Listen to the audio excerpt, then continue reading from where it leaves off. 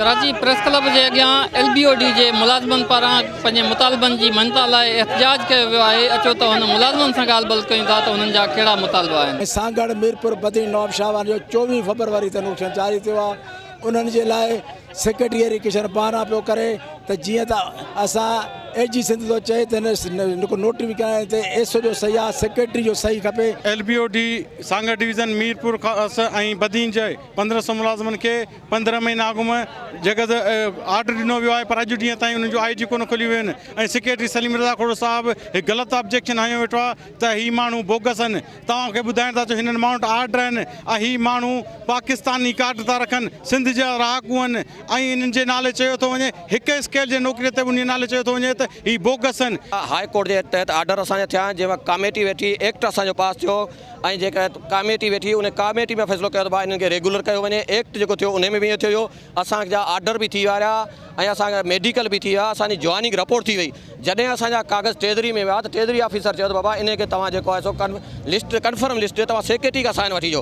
उहो लेटर बि हिननि लिखियो आहे, वो लेटर 3 महीननि खां सेक्रेटरी एजुकेशन वटि पियो आहे। असांजा मुलाज़िम उन ते साइन नथो करे जो असांजूं आईडियूं खोलनि। 2020 ते हिननि जा आर्डर थिया आहिनि, हाई कोर्ट जी समरी पास थी आहे, उन मुताबिक़ आर्डर उन्हनि खे मिली चुका आहिनि।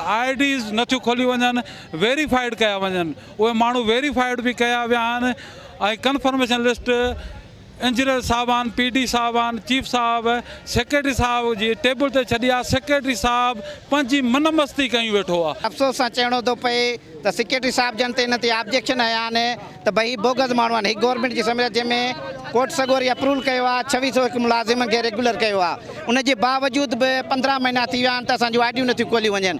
असां अॼु सेक्रेटरी साहब जन खे इहो अर्ज़ु था कयूं त हे सॼी गवर्नमेंट जी कानूनी जेकी फॉर्मेलिटी आहे उहा सभु शइ पूरी थियल आहे। ही कोर्ट जो लेटर आहे, ही बजट कापी आहे, ही 2601 मुलाज़िम रेगुलर थिया आहिनि, उनजे बावजूद बि असांजूं आईडियूं नथियूं खोली वञनि। ऐं सिविल यूनिवर्सिटी एजुकेशन मिनिस्टर खे अर्ज़ु था कयूं ऐं सेक्रेटरी साहब जन खे हथ ॿधी अर्ज़ु था कयूं त महिरबानी करे असां LBOD वारनि जूं आईडियूं खोली वञनि, जे न त असां एहतजाज जो दाइरो वधाईंदासीं। जी तव्हां हिननि जूं ॻाल्हियूं ॿुधियूं। हिननि जो चवणो त LBOD जा 1500 खां वधीक मुलाज़िम आहिनि जेके कई महीननि खां वठी पघारुनि खां महरूम आहिनि। हिननि जो चवणु आहे त असां मुख़्तलिफ़ वक़्तनि ते मुख़्तलिफ़ शहरनि में एहतजाज बि कंदा रहिया आहियूं, पर उन बावजूद असांखे सखिड़ियूं ख़ातिरियूं करायूं वेंदियूं आहिनि। हिननि जो इहो चवणु आहे त जेकॾहिं हिन भेरे असांजो मुतालबा जेके आहिनि उहे मंज़ूर न कया विया ऐं असांखे पघारूं जारी न कयूं वयूं त असांजो एहतजाज जारी रहंदो। कैमरामैन इरफान सांगी सां गॾु शाहिद मीरानी, टाइम न्यूज़, कराची।